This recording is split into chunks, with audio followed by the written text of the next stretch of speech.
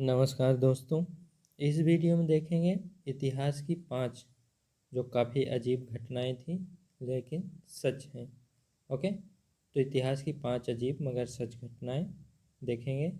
अगर अभी तक आपने चैनल सब्सक्राइब नहीं किया है तो चैनल सब्सक्राइब कर लीजिए ताकि आने वाले हर वीडियो की अपडेट आपको मिलती रहे। चलिए देखते हैं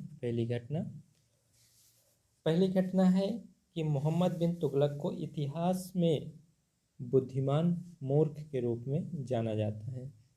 इनके बारे में देखते हैं। मोहम्मद बिन तुगलक मध्यकालीन भारत के दौरान दिल्ली सल्तनत का सबसे दिलचस्प सुल्तानों में से एक है। ठीक है, जिसने भारतीय उपमहाद्वीप के उत्तरी हिस्सों और दक्कन पर भी शासन किया था। ठीक है, बुद्धिमान मूर्ख के रूप में इसलिए सुल्तान को जाना जाता है क्योंकि प्रशासनिक सुधार करने के लिए वे अधिकार योजनाएं और निर्णय सही से नहीं ले पाए थे। जैसे कि उन्होंने टोकन मुद्रा की शुरुआत की। 14वीं शताब्दी के दौरान दुनिया भर में चांदी की कमी होने के कारण उन्होंने चांदी के सिक्कों के मूल्य के बराबर तांबा सिक्का पेश किया, जो आर्थिक अराजकता का कारण बना। ठीक है, अगला काम क्या किया था।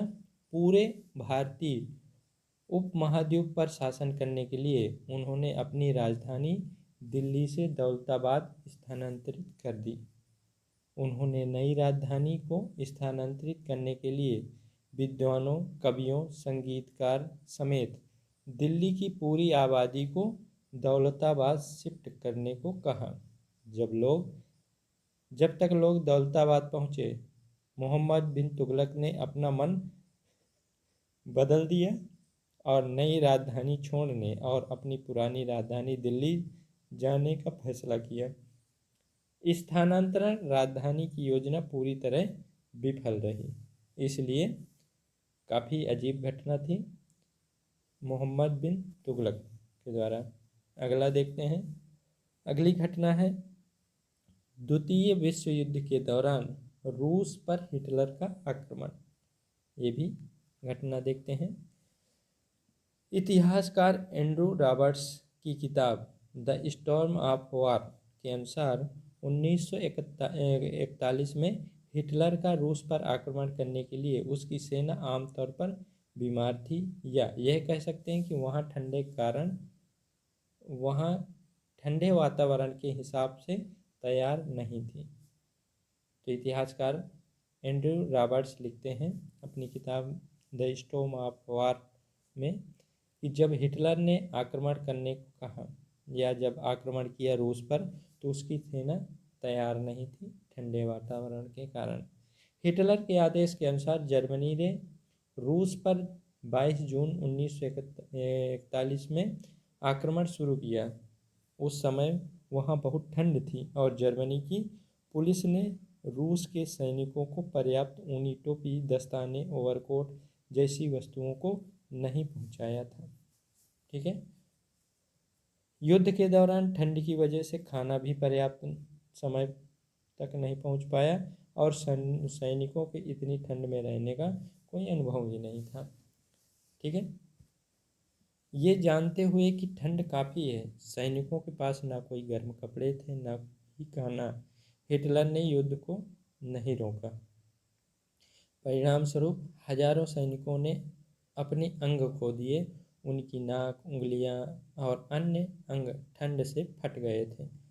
कई सैनिकों ने अपने बालों और पलकों को खा गए थे। आँखों में से पलकें जम गई थी। इतना ही नहीं, सैनिक इतने दिनों तक भूखे लड़ते रहे और अंत में हार कर उन्होंने अपने ही घोड़ों को खाना शुरू कर दिया था। इस युद्ध को हिटलर की बड़ी गलती माना गया है। ठीक है, जब हिटलर को पता था कि ठंड काफ़ी है, उसके सैनिक तैयार नहीं है, बीमार हैं खाने के लिए और ऊनी कपड़े, गर्म कपड़े भी नहीं थे, तो ठीक है, तो ऐसी हालत में युद्ध करना सही नहीं था और ये हिटलर की सबसे बड़ी गलती थी। अगला देखते हैं, अगली घटना मैथियास गेलस का इतिहास। मैथियास गेलस एक सैन्य कमांडर थे जिन्होंने 1637 में अपनी सेना को बिना किसी भोजन के एक बंजर भूमि में मार्च करने का आदेश दिया था।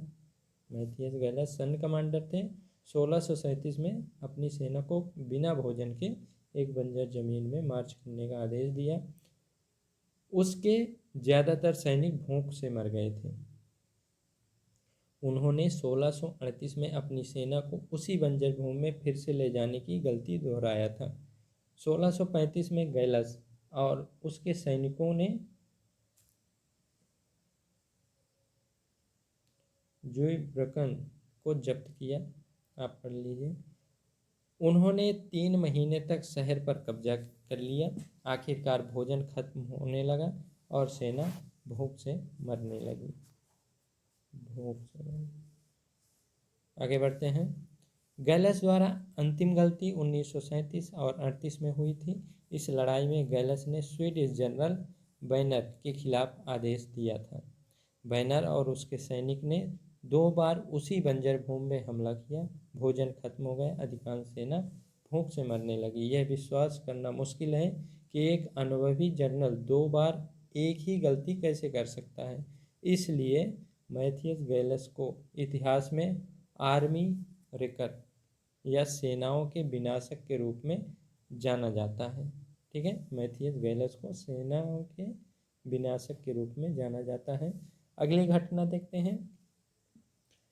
अगली घटना है, नेपोलियन ने 100 दिनों के लिए पेरिस पर शासन किया।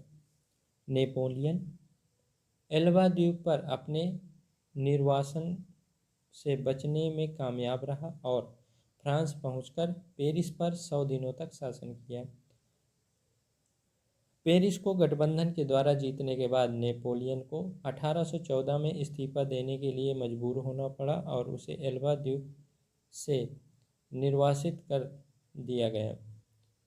इस बीच फ्रांस में शाही लोगों ने लुई 18वें को सत्ता में ले लिया। 26 फरवरी 1815 को नेपोलियन एल्बा द्वीप से बच निकला और मार्च 1815 को फ्रेंच मुख्य भूमि लौट आया। लुई 18वें ने नेपोलियन के खिलाफ अपनी सेना 5वीं रेजिमेंट को भेजा, जिसने पहले रूस में नेपोलियन के तहत सेवा दी थी। सेना युद्ध में नेपोलियन के कहने पर उसी तरफ हो गई और पेरिस पर 100 दिनों तक राज किया। सेना नेपोलियन के साथ हो गई। इस अवधि को नेपोलियन के 100 दिन अभियान के रूप में जाना जाता है। अगली घटना है 1941 का रायसीनियाई युद्ध। 1941 में रायसीनियाई की लड़ाई में एक एकल सोवियत टैंक ने एक दिन के लिए पूरे जर्मन प्रभाग को रोक दिया था। ठीक है, 1941 में एक एकल सोवियत टैंक ने एक दिन के लिए पूरे जर्मन प्रभाग को रोक दिया था। रायसीनियाई के गांव के पास नदी क्रॉसिंग पर नियंत्रण रखने के लिए जर्मन और रूसियों के बीच रायसीनी लड़ाई लड़ी गई। इस लड़ाई का सबसे प्रमुख तत्व टैंक था। ठीक है, यह ऐसे बहादुर रूसी केवी टैंक की कहानी है जिसने पूरे दिन पूरे जर्मन डिवीजन को रोक कर रखा था। स्थानीय लोगों के मुताबिक यह सिंगल टैंक तब तक अपने स्थान पर रहा जब तक जर्मन सैनिक नहीं पहुंचे। उनके पहुंचने पर टैंक का इस्तेमाल किया गया और जर्मन सेना को आगे बढ़ने में असमर्थ रही। ठीक है, जर्मन सेना नहीं पहुंच पाई। तो 1941 के रायसीनी युद्ध में एक टैंक, सोवियत टैंक, पूरे जर्मन प्रभाग को रोक रखा था पूरे दिन। ओके, उम्मीद है वीडियो पसंद आया होगा, आपको समझ आया होगा। अगर अभी तक आपने चैनल सब्सक्राइब नहीं किया है तो चैनल सब्सक्राइब कर लीजिए ताकि आने वाले हर वीडियो की अपडेट आपको मिलती रहे। मिलते हैं अगले वीडियो में, तब तक के लिए बाय।